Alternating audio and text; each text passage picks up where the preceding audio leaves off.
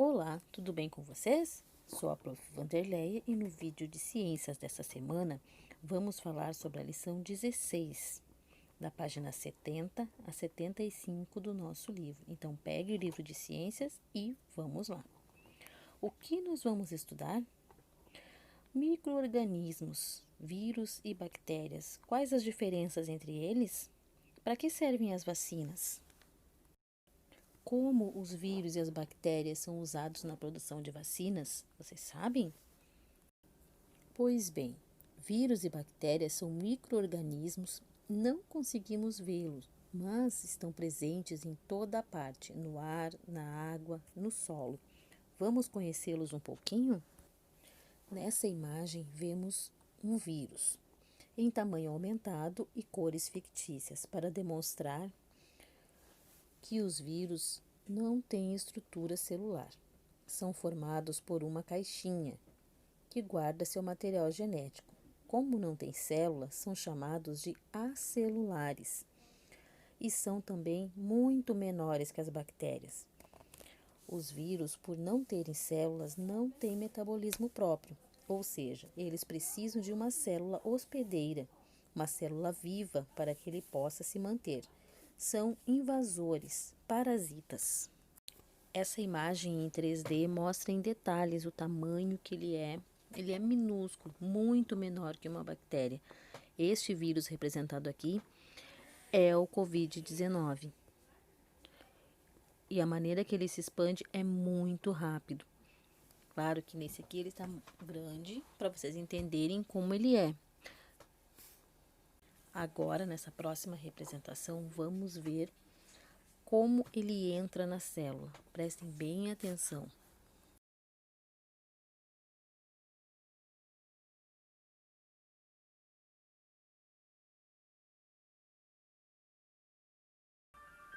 Bom, gente, esse é o SARS-CoV-2, é o Covid-19. É ele que está fazendo toda essa confusão na nossa vida.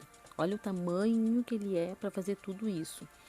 Aqui estão todas as partes dele, estão especificadas. Ele é uma caixinha, ele não tem metabolismo próprio, o material genético dele está ali dentro.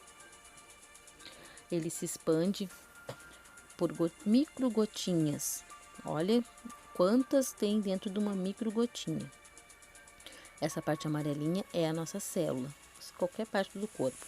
Ele vem chegando. Então, ele rompe a barreira da célula. Prestem atenção. Ele rompe a barreira e entra na célula.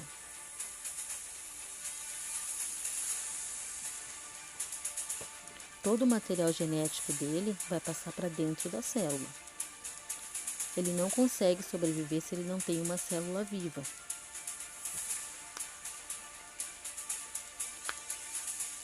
Ele se hospeda dentro da célula e faz com que a célula trabalhe por ele. Como ele não tem metabolismo, ele não se alimenta sozinho, ele não faz nada sozinho. A célula faz tudo por ele. E ali ele vai conseguindo reproduzir o material genético dele, fazendo vários vírus dentro da célula. Até que ela enche, não tem mais espaço para tantos, eles saem e vão em busca de outras células. Ele já está pronto para invadir outra célula. E assim ele vai se espalhando. Isso é muito rápido. De uma célula infectada para outra, ele vai muito rápido. Então, por isso ele é muito perigoso. Já as bactérias, como vimos na lição anterior, têm estrutura, metabolismo próprio. São seres celulares, eles têm uma estrutura completa. Para termos uma ideia do tamanho dos vírus e das bactérias, acompanhe comigo a tabela da página 71. Veja, um átomo mede 0,1 nanômetro. Nanômetro é a bilionésima parte de 1 milímetro. Um vírus mede 100 nanômetros. A bactéria mede de 1 a 10 micrômetros, que é a milionésima parte de 1 milímetro. Compare com o ser humano, aqui representado por uma criança de 1 metro. Grande a diferença, não é mesmo?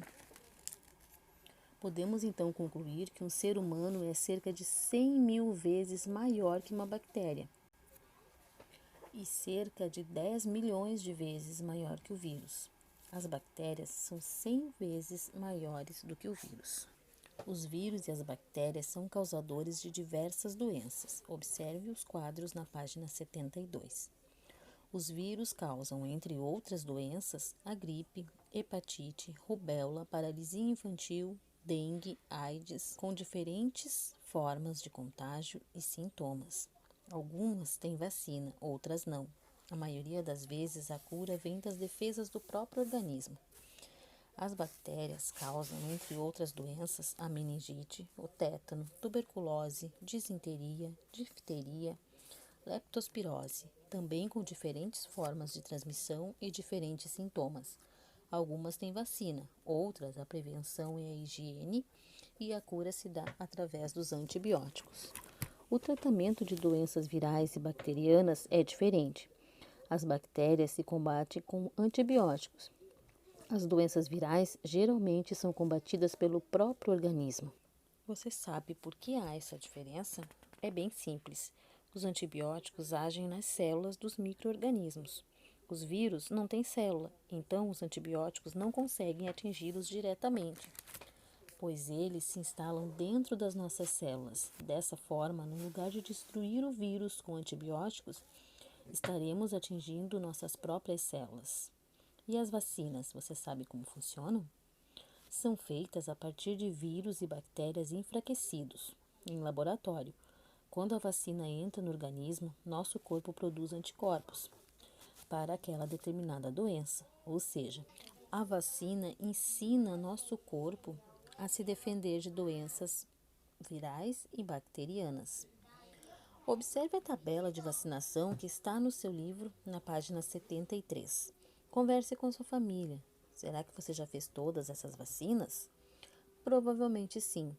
Algumas quando bebê e outras farão mais tarde, pois têm idade específica para fazer. Como nós já vimos, nós estamos vivendo um período de pandemia do coronavírus. Entendemos como ele funciona.